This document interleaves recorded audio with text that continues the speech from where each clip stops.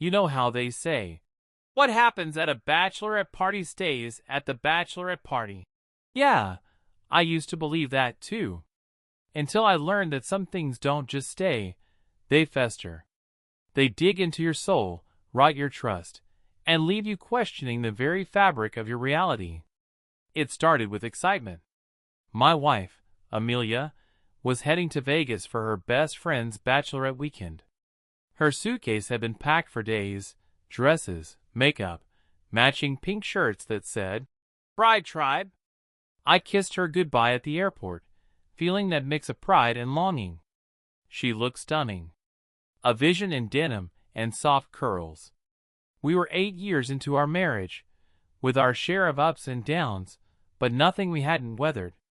I spent the weekend watching Netflix and eating leftovers, half listening to football while texting her the usual, Miss you. Having fun? Her replies were cheerful, a little sparse, but I chalked it up to busy schedules. Vegas is chaos, right? But something felt off when she got back. She was tired, sure, but there was a distant chill in her voice, something guarded in her eyes. I let it go. People need a few days to re-enter normal life after a trip like that. Or at least that's what I told myself. It wasn't until a week later that the first crack appeared. She left her phone on the bathroom counter while she showered. I wasn't snooping. I swear I wasn't. The screen just lit up, his name glowing like a neon sign in a dark room. Had a dream about you last night, winky face. His name? Brandon. I remembered him vaguely. He was the groom-to-be. Amelia's best friend's fiancé. The one she'd called a harmless flirt. My stomach dropped. I didn't open the message. I couldn't. I didn't want to be that guy, reading his wife's texts like a jealous teenager. But the seed was planted, and once the doubt takes root, it grows fast. I started noticing things. She was on her phone more. She'd smile at something, and then quickly lock the screen. She began staying late at work. She'd start showering at odd hours, even after a lazy Sunday at home. So, I did what I never thought I'd do. I installed a basic tracker. Not even something fancy. Just a free app to monitor location sharing. The following Saturday, she told me she was going to brunch with coworkers. At 10 a.m., her pin dropped at a hotel downtown. Not a cafe. Not a restaurant. A hotel. I drove there. Don't ask why. I don't know what I planned to do. But my hand shook on the wheel, and I was sweating despite the February chill. I parked a block away and waited. And I saw him. Brandon. He walked out the front doors in a hoodie and sunglasses, but I recognized him from the engagement party. 5 minutes later, Amelia exited too. Hair down. That flowy coat she rarely wore unless she was dressing to impress. She looked around nervously before heading toward the parking garage. I didn't confront her. I drove home instead. My head was a cyclone of thoughts. Maybe they just meant to talk. Maybe it wasn't what it looked like. But that night, when I asked how brunch went, she smiled and said, Great. We should go to that spot sometime. She lied to my face. Casually, effortlessly. That was when I knew. She slept beside me that night like nothing was wrong. Meanwhile, I lay awake staring at the ceiling, knowing that somewhere between the champagne toasts and the Vegas skyline, my wife had crossed a line. With another man. With her best friend's fiancé. The betrayal stung, but the silence afterward was worse. I didn't tell her what I knew. Not yet. I wasn't ready to hear her version. Not until I figured out what to do next. And that's when I started planning. It's strange, the things your mind holds onto when your world starts to crumble. Like the exact shade of her lipstick that morning, coral pink, the same one she wore on our honeymoon. Or the way she tied her hair in a knot as she stood in front of the mirror, humming to herself while I made coffee, pretending everything was fine. but nothing was fine. I knew the truth now. What I didn't know was why. Why him? Why then? Why us? I kept it to myself for another week. I wanted to gather more.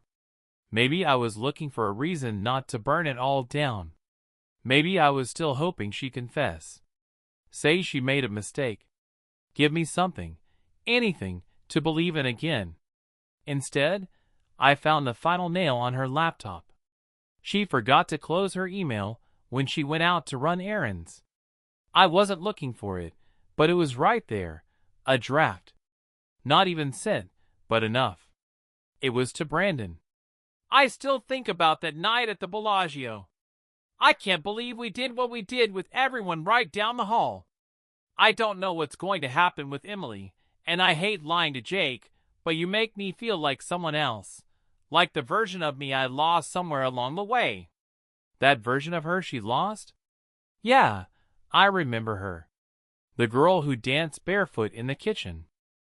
The one who made up stories about strangers on the street. The one who looked at me like I was home.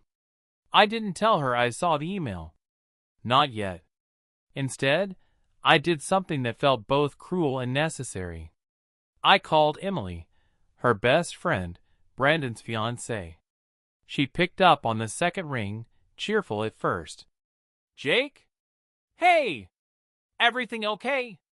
No, I said, voice steady. I think we need to talk.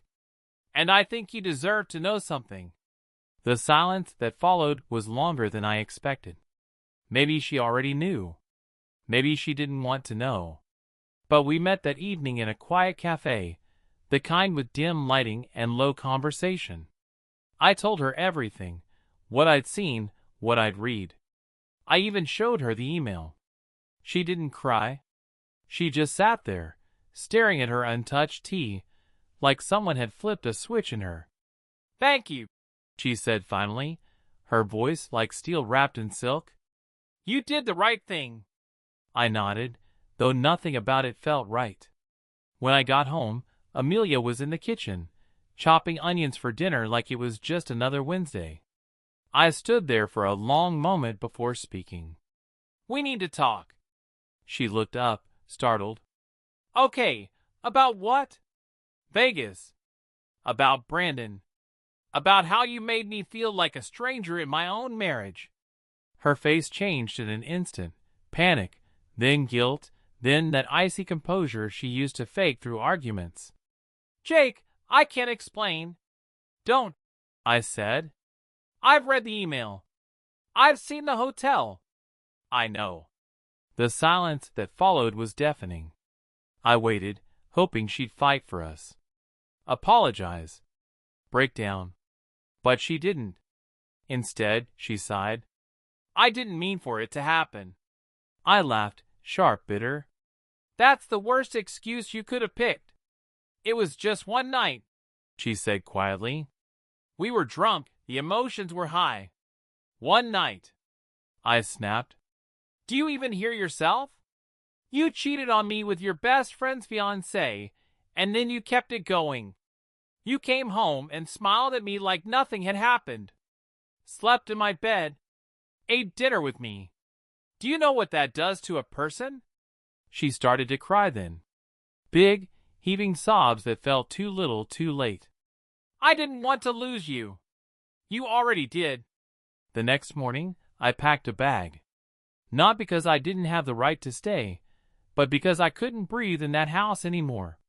I needed space. Time. A sliver of peace.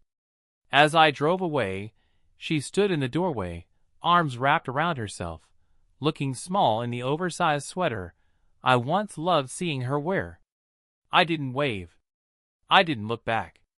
It's been a few months now. The divorce is moving forward. Emily left Brandon the same week I told her. From what I hear, he tried to win her back. No luck. Good. Amelia tried calling a few times, messages that started with, I miss you, and ended in silence. I never replied. I'm not healed. Not yet. Some mornings still start with bitterness and end with quiet ache. But I'm rediscovering myself, slowly, carefully. One day, I'll fall in love again. But this time, I'll look for someone who doesn't lose themselves to Vegas lights and champagne secrets.